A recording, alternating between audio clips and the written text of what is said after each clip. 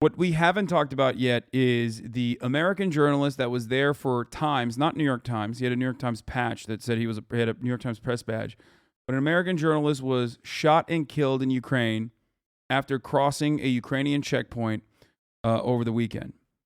It's terrifying. It's really scary. It's horrible. A horrible thing that's happened. Apparently, another Fox News reporter has also been injured and is in the ICU. Okay. Thought it was a drone strike? No, it was not a drone strike.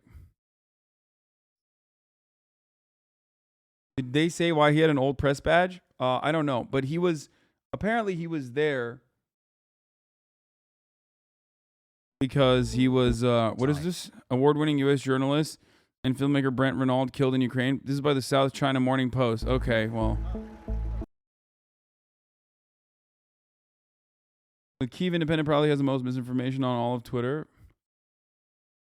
Yes, but I look at Russian misinformation as well. So, Hasan, Mobile View here. No, he was not. He had worked in the New York Times in the past, and that's why he had a New York Times press badge. That's why people thought he was there at the behest of the New York Times, but he wasn't. He was actually just using an old badge because it's common, it's normal. You know what I mean? Of course he's using an old badge. He might not have gotten a new badge from Times. The Times. Okay? He was using an old press badge. Sussy. Dude, come on, dude. Really? Hog journalist? You guys are insane. You don't know anything, dude. My 1 year anniversary sad. Are you serious? This is literally a fucking dude who like, he was making a documentary at his time of death. He was not a fucking spy. What is wrong with your brains, dude?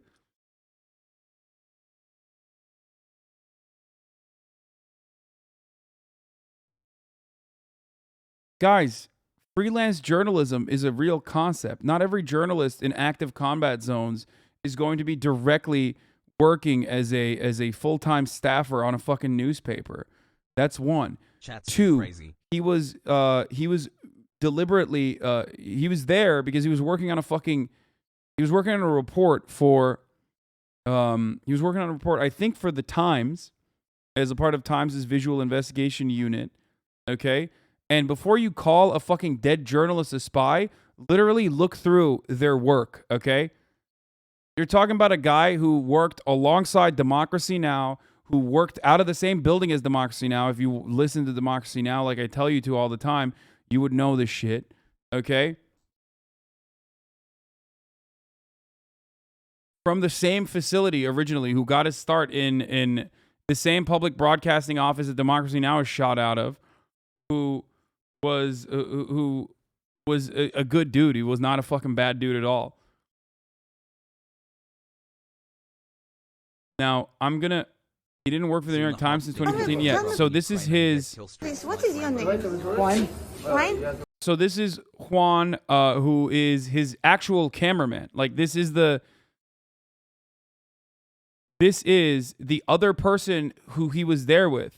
This is his cameraman, okay? I'm giving you more information than what mainstream media knows about so far because of the proximity of these people to the outlets that I listen to and the outlets that I watch, including Democracy Now! So this was his cameraman. He doesn't know at the time of this information when someone is when the I think it was like an Italian journalist or something asks him like what's going on or what happened, he was unaware that Brent had died. Okay. Tell me, please, what is your name? Juan. Juan? Juan. Where are you from? The U.S. Yes. What happened to you? We crossed the first bridge in Irpin. We were going to film other refugees leaving, and we got on. And their work was around CBS tweet, not mainstream media. No, well, the CBS doesn't understand. CBS did not know that Juan was working alongside Brent. Like, was his own fucking, was his own cameraman. That's what I mean. Car, somebody offered to take us to the other bridge, and we crossed a checkpoint, and they start shooting at us. So the driver turned around, and they kept shooting. It's two of us. My friend is Brent Renaud, and he's been shot and left behind. At the time, he didn't know that Brent was And how is he? dead. I don't know. You don't know. You don't know what happened to He you. was. I saw him being shot in the neck, and we got split, and I got pulled into the And who brought you here? an ambulance. I don't know. Yeah. Brent had actually, alongside his brother, conducted investigative reporting on the National Guard being sent into Iraq, and his work was integral in documenting the failure of the U.S. military to provide soldiers with adequate armored vehicles, and he documented the killing of Iraqi civilians by U.S. soldiers at a security checkpoint in Iraq. He literally has done coverage on the meth crisis. Like, this dude was a fucking solid-ass leftist journalist, and you motherfuckers in the chat read some dumbass tweet threads for some fucking tanky monkey that doesn't know anything, that doesn't know his fucking ass from his elbow, and you literally are just like repeating it in the chat, dude, thinking that like, oh man, he fucking was a CIA plant, I guess. It's really sussy that he fucking, you know, had an old badge. Yeah, of course they have a fucking old badge. Who cares? Anyway.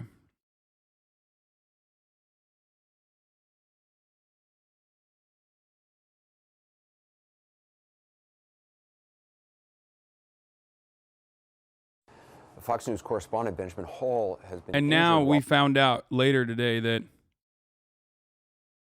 you said it was a Ukrainian checkpoint, as if the Ukrainians shoot him. You were wrong. It was a Russian checkpoint and Russian shoot.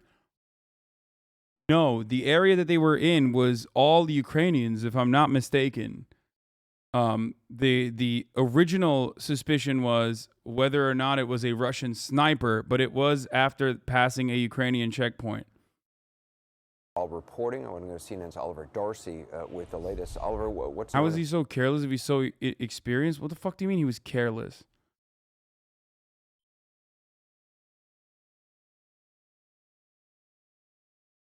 We don't know who shot him. We don't know. We don't know who shot at him. We don't know who shot him. Obviously, like, the Ukrainian officials are going to say, oh, he was shot by Russians. You know? They're not going to be like, yeah, our territorial defense shot him.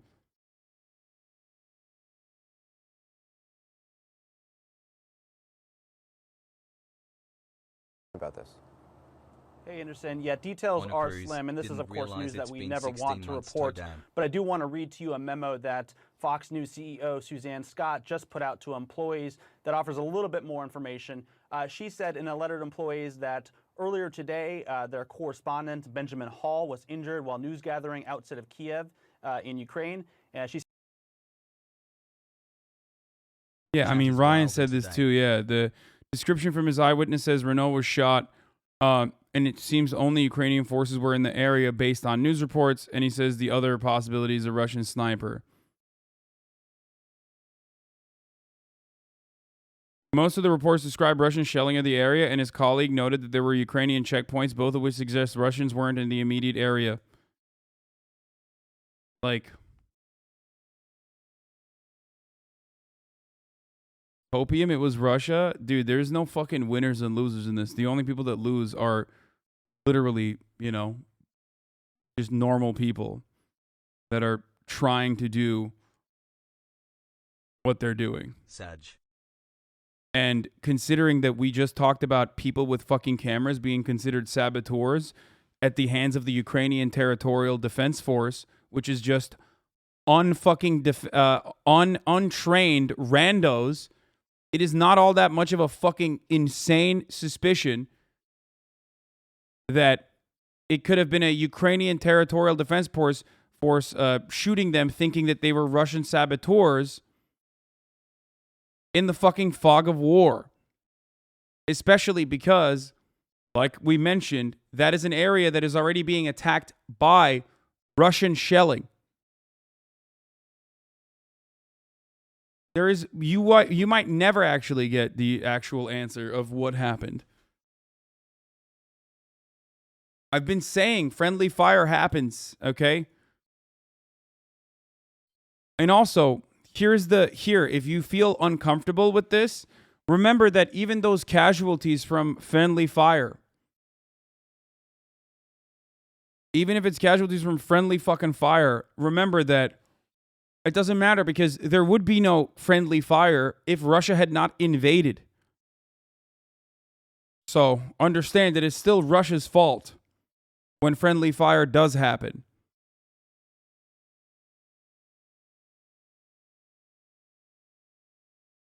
When Russia hits civil cars, no one talks about the fog of war. Of course they don't, because it's still their fucking fault because they're invading.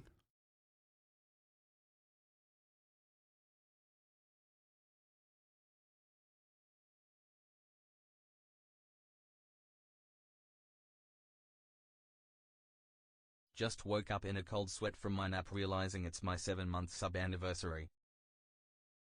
Come on, man, that doesn't make sense. Wait, what doesn't make sense?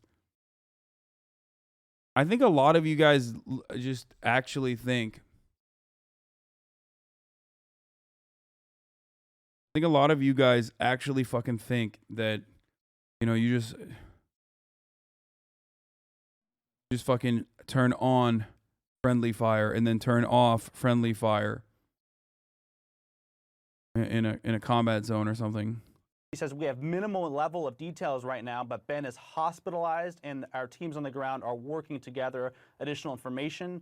She, of course, says that this is a stark reminder for all journalists who are putting their lives on the line every day to deliver the news from a war. Ukrainians killed them, but Russians are still at fault? Yes. Yeah, that's how it works, motherfucker. Yes, when you invade a country and you create a situation where there needs to be untrained motherfuckers with guns in their hands trying to defend their country, and they end up shooting the wrong person, yes, the invaders are still at fault. What the fuck do you mean? Of course. Zone and ask for people to keep Ben and his family in prayers. Of course, Anderson, this news comes one day after another American journalist, Brent Renaud, was killed in Ukraine. Local officials there said that he was killed by Russian forces, and another American journalist was also injured. Journalists try not to be the center of the story or in. For the record, people just like immediately saying it was Russian forces, like the American media has reported this over and over again. They reported stuff like this over and over again with retractions later down the line. In this situation, it might be true. Once again, I'm saying it might be true. It could be like a Russian sniper or something like that. You know what I mean? But just remember that they have no incentive to ever mention that if it was Ukrainians. In the story at all, Anderson, as you know, but unfortunately, they're now finding themselves. Has it been confirmed that this was friendly fire? Why are you spreading these what-ifs only to serve the purpose to spread doubt about the Ukrainian forces? Dog, I don't... Oh, my God. Yeah. I have an active interest in spreading doubt about Ukrainian forces. That's right. Or maybe I'm trying to fucking personally provide adequate counterbalance to what you're hearing from mainstream media, which has time and time again over the course of the past fucking couple of weeks led you astray on exactly what's going on for understandable reasons and for propaganda reasons. Okay? The understandable reason is that it's a fog of war and that people don't know who is conducting, who is responsible for the atrocities. Ultimately, it still doesn't matter. It's still Russia responsible, considering that they invaded. Themselves in the crosshairs as they're reporting and gathering information in Ukraine. Of course, it's deeply disturbing to see this, and press advocacy groups like the Committees to Protect Journalists has come out and denounced these attacks on members of the media. Anderson. Yeah, Oliver Darcy, appreciated that. Obviously, our thoughts are with Benjamin Hall and his family as well. And we'll bring you more information as we get it. Allison and Victor, as Oliver was saying, we have seen increasing attacks on journalists and intensifying attacks on everybody, specifically in Kyiv. The news tightening around that city and the intensity of the shelling also increasing. Yeah, it's awful. Our thoughts, of course, and prayers out to Ben Hall and everyone over at Fox and his family as well, especially after the conversation just had with another reporter's friend. No one's safe. There are no boundaries. Obviously, Russian troops are not respecting any so-called boundaries, and it's getting more dangerous. He's being described as kind, gifted, and infused with humanity. Those are just some of the tributes for the first American believed to be killed in Ukraine, award-winning journalist Brent Renaud. Renaud was 50 years old, and he was filming a documentary on refugees for Time. Yeah. Another American journalist was with Renaud when he was killed and said Russian forces opened fire on them. We're going to film other refugees leaving, and we got into a car. Somebody offered to take us to the other bridge, and we crossed a checkpoint, and they start shooting at us. So the driver turned around, and they kept shooting. It's two of us. My friend is Brent. Do you feel like it's a little weird that he never says that it was Russian forces that shot at us? Brent Renaud, and he's been shot and left behind. And how is he? I don't know. You don't know. You don't know what happened to him. He was. I saw him being shot in the neck, and we got split. He just said checkpoint. What the fuck? Yeah, I know. And that checkpoint is, he did say that. I mean, where did he say it? He said they. And the checkpoint that he passed through is, the checkpoint that he passed through is, I think, a Ukrainian checkpoint, considering that there is no Russian troop presence there. I'm pretty sure that was a Ukrainian checkpoint that they passed through. This is not in fucking, this is not in the southern part of Ukraine. This is not in eastern Ukraine. They're in western Ukraine.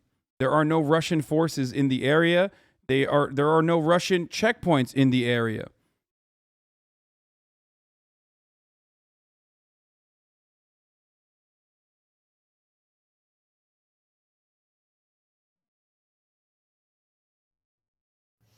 Kyiv region police accuse Russian forces in Renaud's death, posting a picture of his body and passport. CNN has not been able to verify the police details. Joining us now is a friend and colleague. Like, even CNN is saying that they weren't able to verify the details, but then they do say that Russians shot the dude.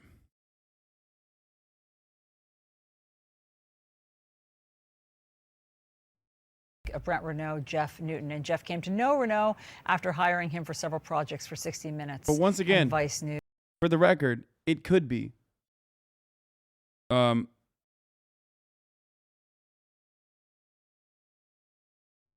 He's not sure. He shouldn't say that's what journalists should do, right? Wait, what do you mean? He got fucking he got shot at, dude. They're taking shrapnel out of his body. They thought at that point that he had like actual gun wounds, okay?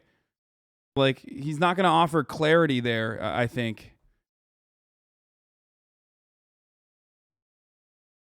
News. And Jeff, we're looking at photos of you two together just in all sorts of places where you were working, obviously in really tough conditions, it looks like. And so just tell us about your friend Brent and what made him so special as a journalist and, of course, a friend. Well, I think the most important thing to know about him is he... Don't think you can say there are no Russian forces in the area. Hasan, shit changes. Still no confirmation. If it's a territory that they're actively shelling, they don't place their fucking troops in that position.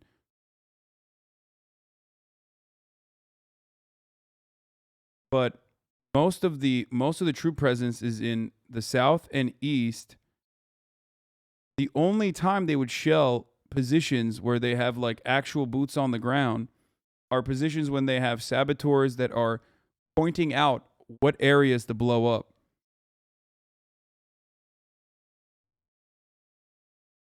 Wasn't really a thrill seeker, which sounds strange for people who cover conflicts, but he's just one of those people that loved people, and the human condition was what he was after. He wanted to understand what was, what people were having to deal with who were in the middle of these conflicts. And even when he was not in conflict zones, he was covering things like disadvantaged kids in Chicago school systems, or kids that were moving to homeless shelters in places like New Orleans. So he was just always trying to figure out, the story as it relates to how people were affected, the people that were in war zones. He was always concerned with who was stuck in the middle of it. He was just one of the people. We actually have a little clip of him talking to young migrants who were trying to escape Honduras. So let's just play that. ¿Cómo se llama? Brian. So fucking annoying that like people literally are just like, dude, uh,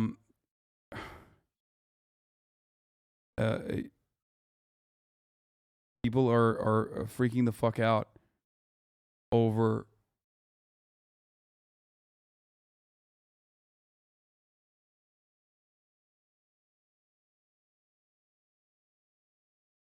you don't have any details. I'm admitting that I don't have any details. They are not, at least for the most part, not admitting that they have the details. Okay?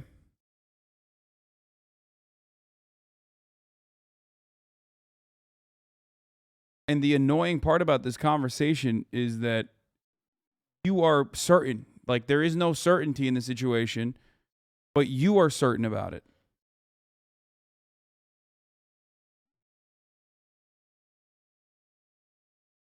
They had passed the Ukrainian checkpoint, but you said it was a Russian checkpoint. Now that you're like, oh, well, maybe it's not a fucking Ukrainian. Now it's not a Russian checkpoint. It's a Ukrainian checkpoint, but they're actually in contested contested territory where there's Russians. Okay? It's outside of Kyiv. If it was the town of Irpin, it's just outside of Kyiv to the west where heavy fighting was like 2 days ago and not Western Ukraine. Maybe I misunderstood what you meant, though.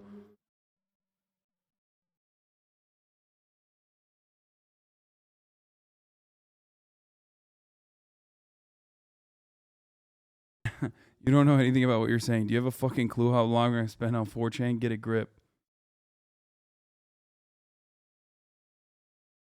It's fucking psychotic that there's a lot of people fucking talking about talking about this with like as though there is any sort of certainty. And even when you mention that there is no certainty, you're like, oh, you must be defending Russia. No, dude, I'm not.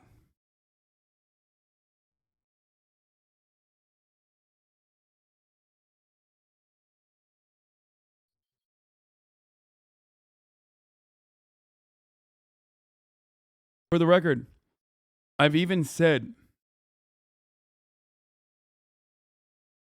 that there is a likelihood that it could be Russians as well.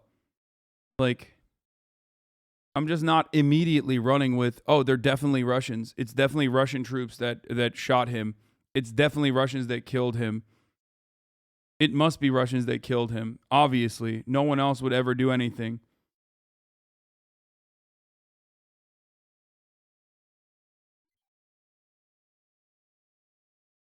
Brian, are you traveling alone? Are you here by yourself? Sí, viene solo. He's alone. Sí. Where's the rest of your family? Like, even pro-Ukrainian Terrell Germain Starr has openly talked about how the Ukrainian territorial defense forces have been a little fucking gung-ho, overly aggressive, shot a fucking person in an ambulance, shot an ambulance like that he tweeted out.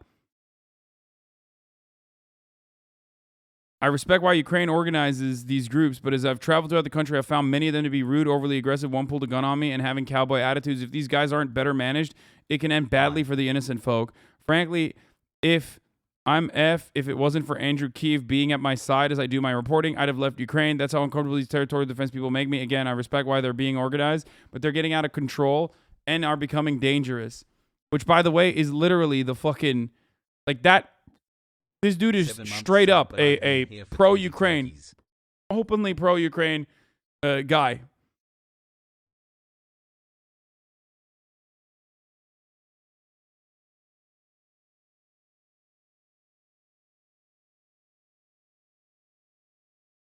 That tweet was even from 8 days ago. Yes, I know. This is from, because it's been happening since it started happening as soon as you had territorial. Like, this guy is literally fucking posted photos with like right sector people, okay? And what do you think was going to happen? Of course this was going to happen. That's what happens when war happens. I've been saying that this was going to happen.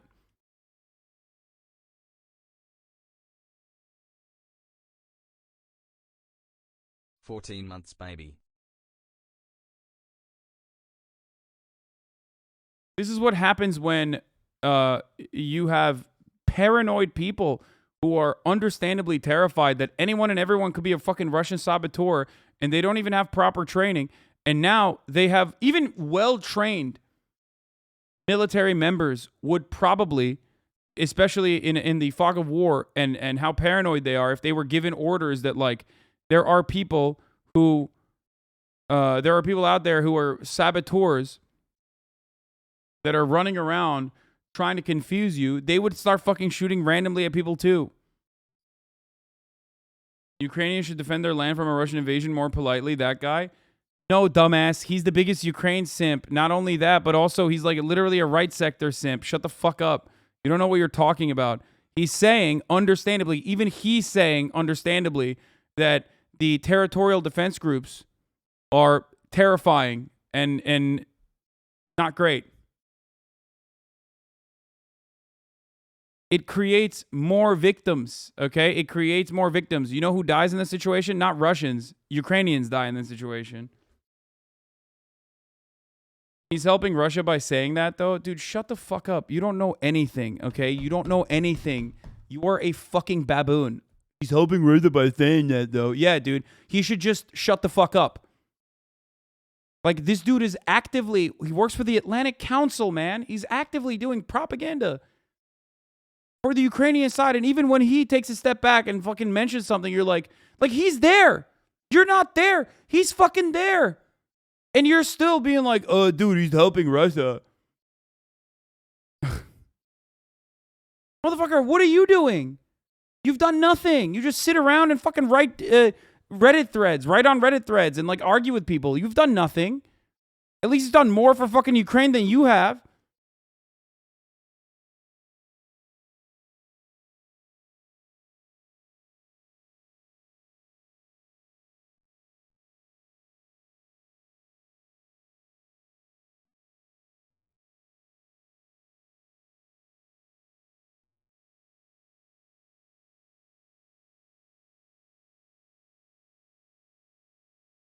It's crazy, man.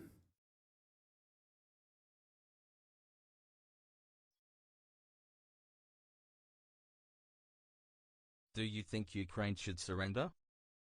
Can you explain why Turkey holds 1/3 of the world's journalists that are in prison? Page 15, last page. Yeah, I can. It's because they have no freedom of speech, and it's fucking bullshit. There you go. That was a very short explanation for you. Yes. There's a reason why I don't go back to Turkey, motherfucker. What are you talking about? He's like, dude, can you explain something to me?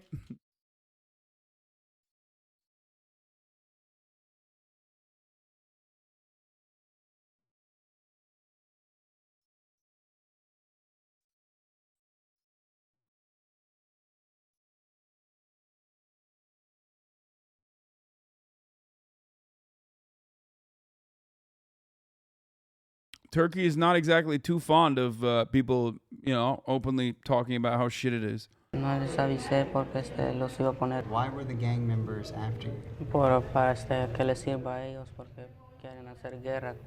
20 months of I mean, we get what you takes mean and just in people that little thinking clip, a lot smarter but he than just I wants the actually story. am. He's talking to this young boy who has left home. And so why were those stories important to Brent?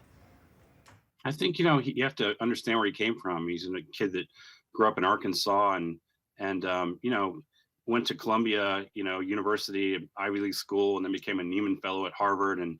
But deep down, he was still a kid from the country and, from a small Southern town. And I think he related to them really well. And when he sat down with people, his interview questions were always very basic like that. He never was trying to be the story. He was always trying to get the story. And he did it in a way that was so very elemental and basic to journalism, which oftentimes today kind of gets lost in the kind of news programs that we see where the correspondent seems to always take front stage. He wasn't like that. He didn't want to be noticed. Yeah, I got that. Just from watching that clip, I got that right away, that was his style. It was just pared down and just to get the story. And so I know that you recently spoke to him. So just tell us about that conversation. I was at a Ukraine protest in Washington, D.C. I live a little bit outside D.C. Want to criticize Ukrainian soldiers for being overly aggressive in a war? No, I'm criticizing, one, I'm criticizing Russia, and two, I'm simply stating that what you are seeing unfold in front of your eyes is going to inevitably unfold in way, way worse ways than you can ever fucking imagine, considering that, again, it's still Russia's fault for invading, But, you know, they have an unlimited supply of guns in the hands of untrained individuals who are fucking understandably terrified. So when I mention that, that's not to say like Ukraine bad or anything like that. Yes, overly aggressive acts by the Ukrainian Territorial Defense Force, which is comprised of civilians that aren't trained, that are also fucking terrified, is not going to be a good thing for Ukrainians, because ultimately, I don't give a fuck when they kill like invading forces. I'm talking about them aggressively killing or pursuing or arresting or torturing other Ukrainians that they consider to be sussy.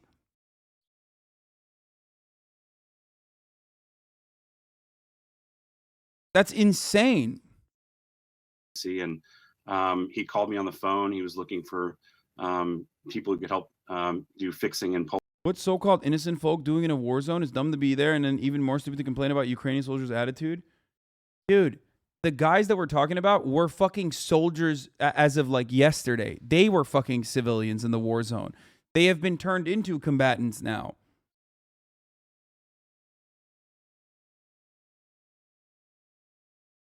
Poland and Ukraine, and we talked for a while. And he, we spoke for, probably 10 minutes, and I knew he was going to go the next day. And he went the next day. We always kind of, when you cover wars for a living, like he and I do, and you go to places like Somalia and Libya and, Iraq and dealing with ISIS things. And, you always think that you maybe might not see that person again. But when you talk to Brent, you're always talking to a guy who's very upbeat. And Homie said, just leave, by the way. Like, just leave, lol. Just leave the active war zone, brother. What the fuck? How stupid are you? Yeah, no shit. If it were only that easy, dude. God, Americans are so fucking fat-headed and broken brain, dude. Your brain is, like, covered in lard, I think. Jesus Christ, dude. Dog, they're not allowed to leave. Men between the ages of 18 and 57 are now not allowed to leave. You're over here sitting in your fucking crusty gamer sweatpants from the comfort of your living room in Ohio, typing in my chat about how, like, why don't fucking Ukrainians leave?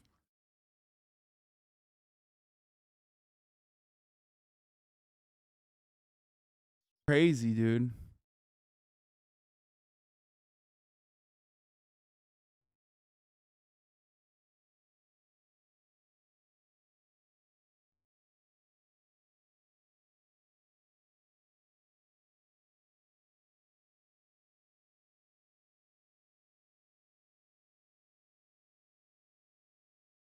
very secure of what he's doing and why he's doing it. And, I just wished him well and told him I'd see him when he got back. So you never talk about things like that. I mean, you war correspondents, you're so brave, and we see it obviously in full display right now with so many of our correspondents in Ukraine. Do you talk about that before you leave? Do you talk about the risks? Not much. I used to be a roommate with Chris Hondros. You probably know his story. I was good friends with David Gilkey. His story. I worked with Clarissa Ward when she was at 60 Minutes. So one of your great correspondents there, probably the best in the business. You've spent a lot of time talking about that stuff, and you spend a lot less time talking about the story if you're talking about that stuff. So I think, you put it in the back of your mind. What you're doing is risky, and being in places like that, there's a very good chance that something could happen to you. But you also do your best risk assessments, and you work with people you trust and and you do your best to stay out of harm's way. But you can't account for every sniper rifle in a window, and you can't account for every mortar that's shot that you can't hear coming in until it's too late. And that's just the nature of the beast. And I think that, if you look at his life, he's 51 years old, I think, when he passed away, and he did more in the last 15 years in documentary filmmaking than probably anybody in the last 30 or 40. He and his brother, Craig, have done so many documentaries on so many important things. There was a time there where he won back-to-back DuPont Awards, which is extraordinary, and Pokes and Peabodys and Emmys. And that only comes from getting after it every day like he did. Have you been able to talk to Craig or any of his loved ones back here? Yeah, I talked to Craig several times a day, and he's dealing with some pretty heavy stuff right now in terms of dealing with getting Brent back, and actually Juan, which shouldn't be forgotten, who was with him, was my graduate student in Columbia about 18 months ago. So you know, I and he's had a second surgery today, and hoping to get better and get him out of the country soon as well.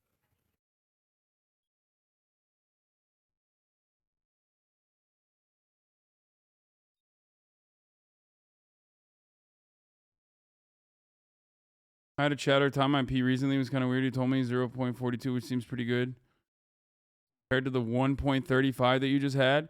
Bro, instead of timing my fucking pee breaks, how about you time the top of the hour ad breaks, okay? Or at the top of the hour, or in my case, at the middle of the hour, there's a 60-second ad break that comes and goes. But if you want an ad-free broadcasting experience that's uninterrupted, then all you need to do is subscribe. You can do that for $5, or you can do that for free with a Twitch Prime, or you can do that by getting gifted a sub, okay? There are ways to do it. One of them. Oh, no. No shot. This is parody. There's no way this is serious, okay? I don't want to believe that this is serious. Here's the 1 minute ad break now, by the way. We're doing bottom breaks today. We're breaking out the bottoms, boys. Captain Ukraine, Poggies.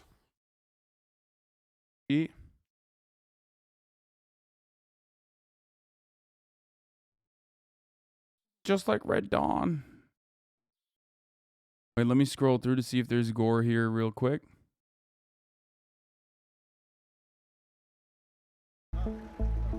U.S. journalist Brent Renaud was being killed in the Ukrainian town of Irpin near the capital of Kyiv. Добре, ну біля 30 хвилин тому. Around 30 minutes ago, Danilo Shapovalov, a volunteer surgeon with the Ukrainian Territorial Defense Forces, says around 30 minutes ago, a car was shot at Irpin, and there were 3 casualties. One journalist was wounded in the neck and died immediately. And another journalist was wounded. I provided medical aid. The other U.S. journalist, Juan Arredondo, was taken to the hospital. Crossed the first bridge in Irpin. 17 months. We're going to film other refugees leaving, and we got into a car. Somebody offered to take us to the other bridge, and we crossed a checkpoint, and they start shooting at us. So the driver turned around, and they kept shooting. It's 2 of us. My friend is Brent Renaud, and he's been shot and left behind. And how is he? I don't know. You don't know. You don't know what happened to him. I saw him being shot in the neck, and we got split, and I got pulled into the.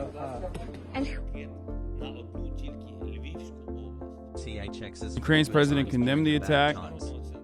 Сьогодні у Київській області був убитий американський журналіст Брент Рено.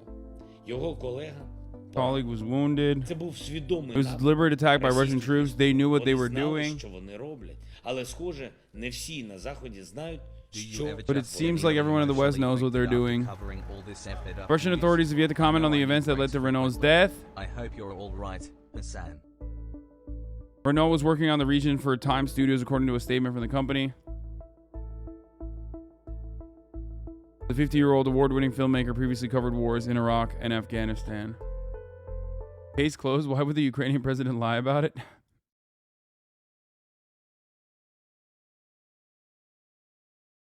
You're right. It is, after all, it's quite literally illegal. Hey Hasan, good stream so far. It's quite literally illegal to lie about it. Anyway, regardless, dude, this is devastating, and you know, part of the city of Irpin has been under heavy attack by Russian forces. Part of the reason why I say you need to take this shit more seriously, and almost 1 year.